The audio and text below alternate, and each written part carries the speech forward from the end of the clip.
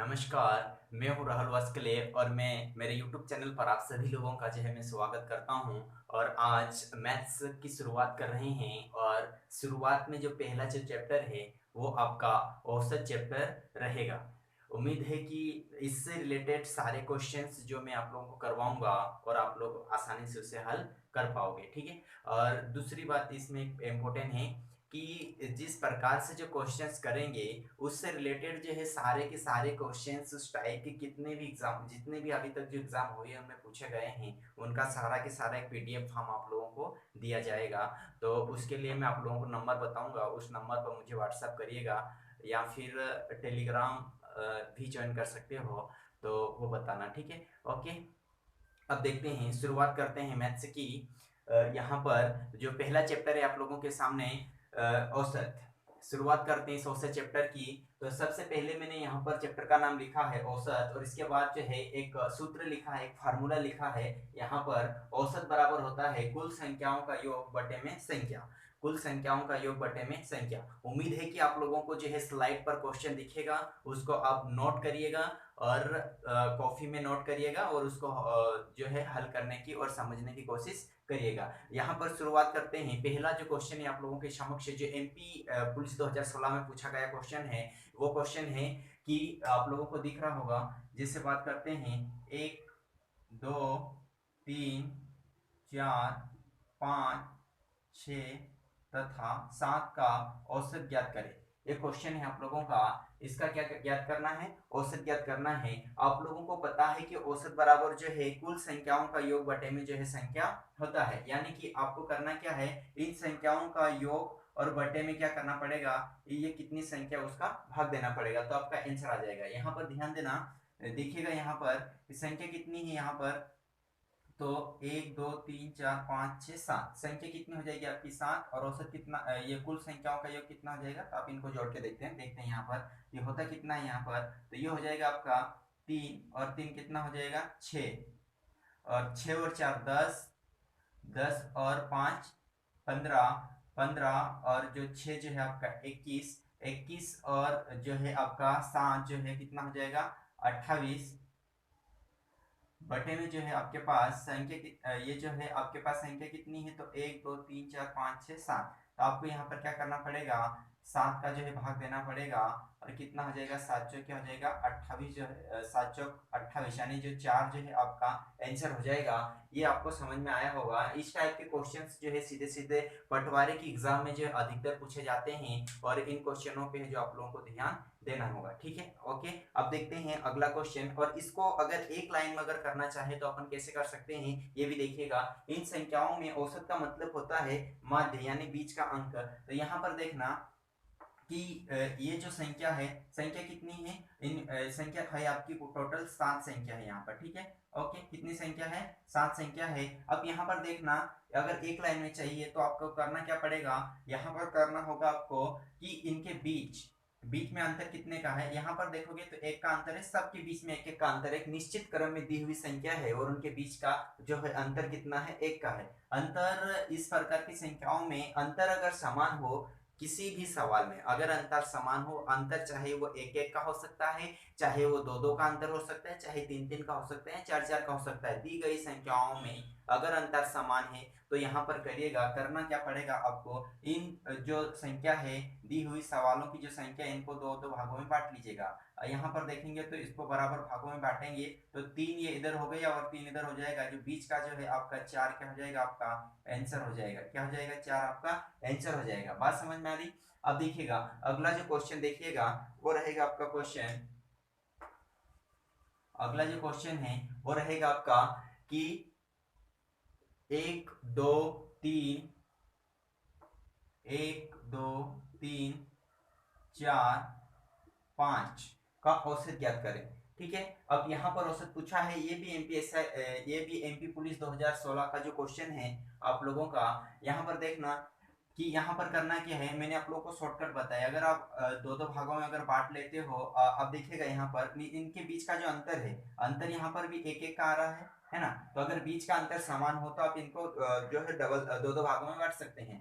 दो बराबर भागों में बांटने के पश्चात अगर यहाँ पर देखेंगे तो ये दो इधर और दो संख्या इधर, यानी कि इधर एक और दो और इधर चार और पांच, बीच में क्या बचा आपका तीन, तो तीन आपका आंसर हो जाएगा। अगर आपको अगर बीच में अगर अंतर मतलब यानी कि अगर इन संख्याओं के अगर मध्य में अगर अंतर समान नहीं है तो आप इन संख्याओं का जो है टोटल योग करोगे और बटे में जितनी संख्या है उसका भाग देकर आप आंसर प्राप्त करोगे। कैसे? इस प्रकार से देखिएगा यहाँ पर ये कितना हो जाएगा, एक और दो तीन और तीन कितना हो जाएगा छह, छह और चार 10 और पांच कितना हो जाएगा 15। अब संख्या कितनी है, एक दो तीन चार पांच, ये टोटल योग हो गया है। अब संख्या कितनी है, पांच है, तो पांच तिरे कितना हो जाएगा 15। यानी अगर आप डायरेक्ट भी निकालोगे तब भी आपका आंसर आ जाएगा और अगर आप ऐसा निकालोगे तब भी आपका आंसर आ जाएगा। अगर अंतर समान हो तो आप डायरेक्ट निकालिएगा और अगर अंतर समान नहीं हो तो आप टोटल जोड़ लीजिएगा और उसके बाद तो उसमें भाग दे दीजिएगा, तो आपका आंसर जो है आ जाएगा। ठीक है, अब देखते हैं एक क्वेश्चन और शुरुआत करते हैं अगले क्वेश्चन की। वो क्वेश्चन है आपका कि 2 4 6 8 तथा 10 का औसत ज्ञात करें। अब इनके मध्य में अंतर देखिएगा, संख्या देखने के बाद ही पता चल जाएगा आप लोगों को कि इनके मध्य में अंतर कितने का है। दो दो का अंतर है, आपको पता है कि अगर अंतर दो दो का है तो हम इनको दो दो भागों में बांट लेंगे, है ना। ठीक है, बांटने के पश्चात यहाँ पर अगर देखा जाए तो इधर दो और दो इधर बांटे तो बीच में क्या बचे, छह, आपके आंसर हो जाएगा, छह आंसर हो जाएगा। अगर ऐसा नहीं तो आप इनको जोड़ भी सकते हो, अगर जोड़ोगे तो ये हो जाएगा आपका छह और छह कितना हो जाएगा 12 और चार कितना हो जाएगा, ये आठ कितना हो जाएगा 12 और आठ 20 और ये कितना हो जाएगा 10 30, 30 हो जाएगा। अब देखिए यहाँ पर 30 के बटे में आप क्या करोगे, संख्या कितनी, एक दो तीन चार पाँच छः, तो ये छः का भाग दोगे तो कितना आएगा, नहीं सॉरी पाँच ही है ना, एक दो तीन चार पाँच, संख्या कितनी आपकी पाँच, पाँच है तो यहाँ पर पाँच का 30 में भाग दोगे तो छः क्या हो जाएगा आपका आंसर हो जाएगा। अब यहाँ पर इनके मध्य में जो दो दो का अंतर है इसलिए अपन बीच का अंक जो इसका औसत मान सकते हैं, यानी कि इसका आंसर जो आपका छः हो जाएगा। अधिकतर एग्जामों में इस टाइप के क्वेश्चन दिए जाते हैं, उसका दिए जाने का कारण ये है क्योंकि एग्जाम में टाइम जो है बहुत कम होता है और कम समय में जो है क्वेश्चन को ज़्यादा क्वेश्चन हल करना पड़ता है, इसलिए एग्जामिनर जो है ज़्यादा से ज़्यादा क्वेश्चन जो है थोड़ा शॉर्ट क्वेश्चन देना चाहता है वो, है ना, और देता भी है। ठीक है, ओके, ध्यान रखना। अब देखिएगा अगला जो क्वेश्चन है, एक क्वेश्चन और इस टाइप का करते हैं। अब यहाँ पर ध्यान देना, अब क्वेश्चन जो है आप लोगों का 44 57 44 57 41 28 41 28 और 30, 30 का औसत ज्ञात करें। अब ये वाला क्वेश्चन है, अब इसमें देखिएगा अंतर समान है क्या, सबसे पहले तो ये देखना है कि क्या इसमें अंतर समान है। इसमें देखोगे तो आपको अंतर समान नहीं दिखेगा। अब देखिएगा यहाँ पर 57 और 41 के बीच, ये 44 और 57 के बीच काफी डिफरेंस, इसमें काफी डिफरेंस, इसमें और इसमें बहुत डिफरेंस, 30 और इसमें दो का डिफरेंस, यानी कि बहुत ज्यादा अंतर है, यानी कि अंतर समान नहीं हो सकता है। अब यहाँ पर देखिएगा इन टोटल को जोड़ेंगे, जोड़िएगा तो यहाँ पर ध्यान देना ये हो जाएगा आपका 0 और 8 8 हो जाएगा और ये कितना हो जाएगा 9, 9 और 7 कितना हो जाएगा आपका 16 और 4 कितना हो जाएगा 20 का शून्य हासिल क्या है आपके 2। अब देखिएगा यहाँ पर 3 और 2 5, 5 और 4 कितना हो जाएंगे 9, 9 और 5 14, 14 14 और जो है 4 जो है आपके 18 हो जाएंगे, 18 और 2 कितने हो जाएंगे 20, यानी कि कितना हो गया आपका 200। अब संख्या कितनी है, एक दो तीन चार पाँच, संख्या कितनी है पाँच, तो पाँच का भाग देंगे तो पाँचों के भी जीरो का जीरो, यानी कि आपका 40 आंसर आ जाएगा। अगर अंतर समान हो तो आप बीच का अंक यानी कि बीच का अंक मान सकते हो और अगर अंतर समान नहीं तो नहीं मान सकते। ठीक है, ओके, उम्मीद है इस प्रकार के क्वेश्चन जो है आप लोगों को समझ में आए होंगे। आप आगे देखते हैं और क्वेश्चन,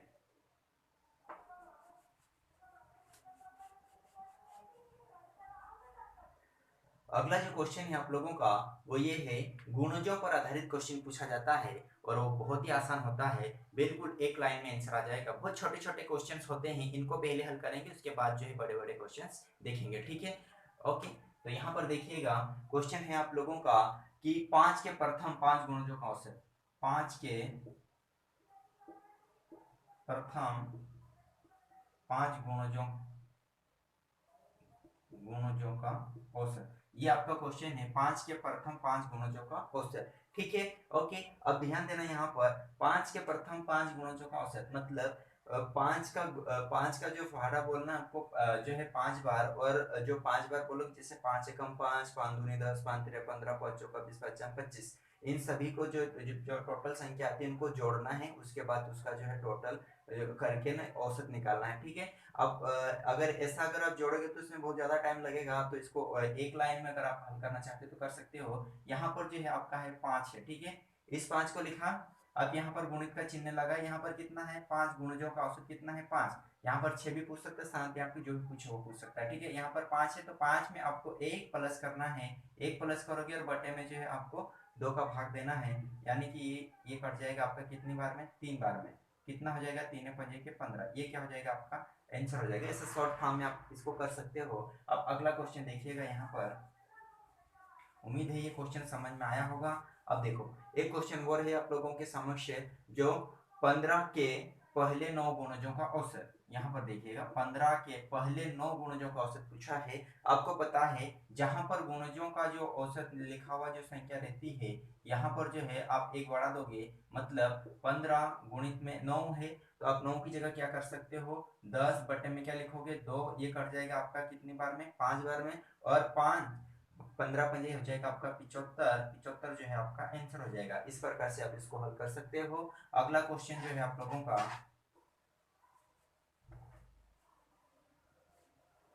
वो ये है। अब देखिएगा यहाँ पर गुणजों की जगह एक और शब्द यूज करता है, वो होता है बहु गुणजों का औसत। ठीक है, अब उसको देखिएगा आप लोग, बहु गुणजों का औसत, उसमें किस प्रकार का क्वेश्चन जो बहुत आसान होता है, बस ऐसे हल करना है। सिर्फ जो है आपको शब्द का जो है डिफरेंस थोड़ा बहुत दिखने के लिए मिलता है। 3 के पहले 5, 3 के 3 के पहले 5, 5 बहुगुणों का औसत। ठीक है, अब यहाँ पर बहु शब्द लगा दिया है।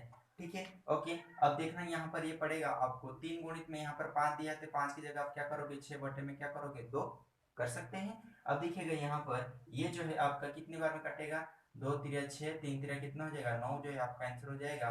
बात समझ में आ रही है? इस प्रकार के क्वेश्चंस बहुत आते हैं एग्जाम में, इसलिए मैं आप लोगों को करवा रहा हूँ, और आगे जो है आने की पूरी पूरी संभावनाएं हैं। ये भी क्वेश्चन आया हुआ है। अब देखिएगा एक और क्वेश्चन देखिएगा, इसी इसी प्रकार का एक और क्वेश्चन देखिएगा। क्वेश्चन बहुत आसान है और बहुत सरल है, आप लोगों को देखना है। 12 के पहले 15 बहुगुणों का औसत, 12 के पहले 15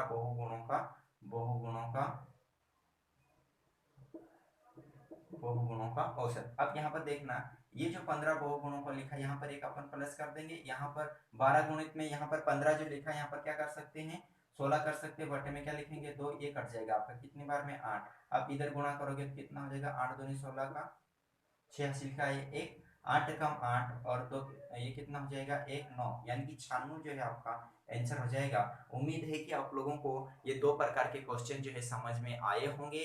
आप देखते हैं आगे, अगर गुणज बोले या बहुगुणज बोले बात एक ही है। ठीक है, ओके, जहां पर गुणज लिखा है उस वाली संख्या में जो है पीछे वाली संख्या में आपको एक प्लस करना पड़ेगा। ठीक है, उसके बाद जो है आप 2 का भाग दोगे उसमें, तो आपका आंसर आ जाएगा।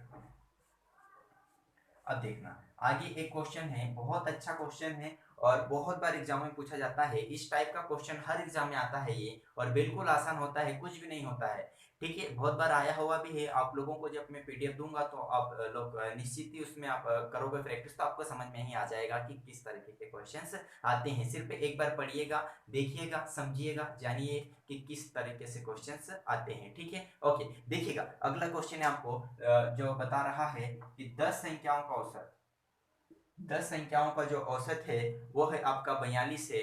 यदि प्रत्येक संख्या को यदि प्रत्येक संख्या को 10 संख्याओं का औसत 42 है, यदि प्रत्येक संख्या को 3 से गुणा कर दिया जाए, तो कितने से गुणा कर दिया जाए, 3 से गुणा कर दिया जाए तो 3 से गुणा कर दिया जाए तो नया औसत क्या होगा। फिर से क्वेश्चन को समझिएगा, 10 संख्याओं का औसत कितना है 42 है, यदि प्रत्येक संख्या में 3 का गुणा कर दिया जाए तो, ठीक है, कितने का गुणा 3 का, तो आपको करना कुछ भी नहीं है। अगर इसको एक शब्द में अगर देखा जाए तो यहाँ पर कुछ नहीं करना है। ये जो 42 लिखा है, इस 42 में जो आपको 3 का गुणा कर देना है और आपका जो आंसर प्राप्त हो जाएगा। देखिएगा यहाँ पर ये जो है कितना हो जाएगा 6, और इधर 4 3 12, 126 जो है आपका आंसर प्राप्त हो जाएगा। और कैसा, अब यहाँ पर आपको गुणा की जगह जो है, आप समझिएगा यहाँ पर इस कॉन्सेप्ट को, आपको गुणा की जगह जो है आपको पूछ सकता है घटाओ, आपको पूछ सकता है जोड़, जोड़ यानी जोड़ की जगह आपको वृद्धि पूछ सकता है। घटाव, घटाव की जगह दूसरा शब्द जो यूज करता है वो कमी, है ना। इसके बाद आपको पूछ सकता है एक और शब्द यहाँ पर भाग, ठीक है, या गुणा या विभाजित, इन शब्दों का जो है ये यूज कर सकता है। जिस प्रकार से वो पूछता है वैसे अपने को इसका आंसर देना है, ठीक है। ओके, उम्मीद है समझ में आया होगा ये क्वेश्चन, ठीक है। अब देखिएगा अगला क्वेश्चन, है ना।